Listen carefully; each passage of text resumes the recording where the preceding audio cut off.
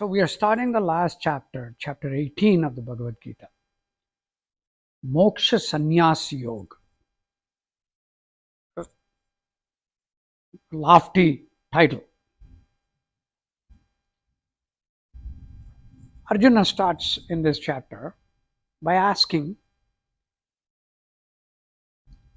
using a lot of names for Krishna. Oh Krishna, Rishikesh, the Lord of the senses. That's what it means. Rishikesh. What is Sanyasa? Oh Mahabaho, which is mighty arms, mighty everything. What is Thyaga?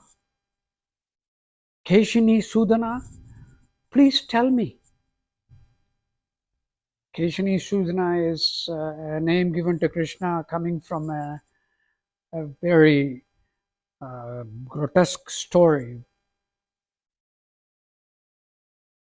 I won't go into the story,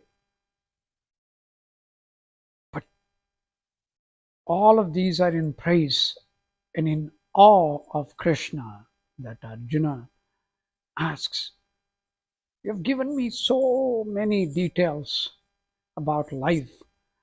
Now if I decide to renounce,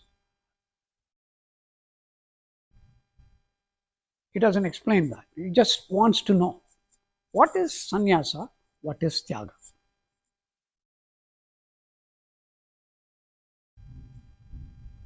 It's very interesting what Krishna does in response. He doesn't give a response as an expert himself. He doesn't say, well, in my opinion, or let me tell you. He could do that.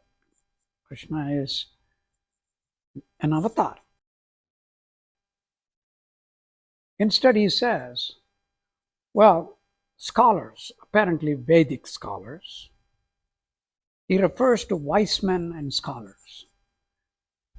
He says, wise men say Sanyasa is renouncing all actions. Nothing, no actions. So no inaction either. You just have to completely renounce everything and sit. That's it. Or stand in one leg. It doesn't matter. But no actions after you have taken a position. And he adds, scholars say any action that comes out of desires, expecting something in return, if you renounce all those type of actions, that is Thyaga. So you take actions, but those actions must not be for some return, to fulfill some kind of desire.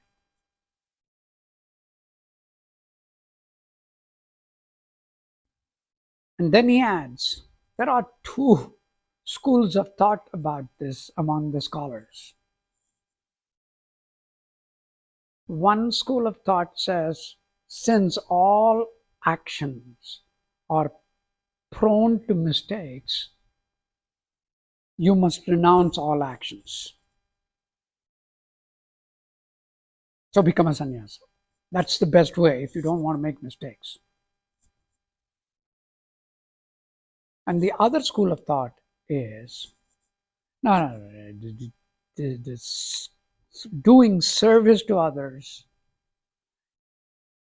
being charitable, and doing penances, these are actions that you must continue to do and do not renounce that. So those are the three verses today. I'm going to stop with those three verses. Did Arjuna actually end up using any of it? Did he become a sannyasi or a tyagi? Well, he won the war. He did not sacrifice his life. However, Everybody perished at the end of the war. Nobody survived. Total cataclysm. So all this Bhagavad Gita, before the beginning of the war, is not for Arjuna. Krishna knows he is never going to be able to use it. But he knows also that this telepathic route by which it's going to another person who narrates to someone and he survives.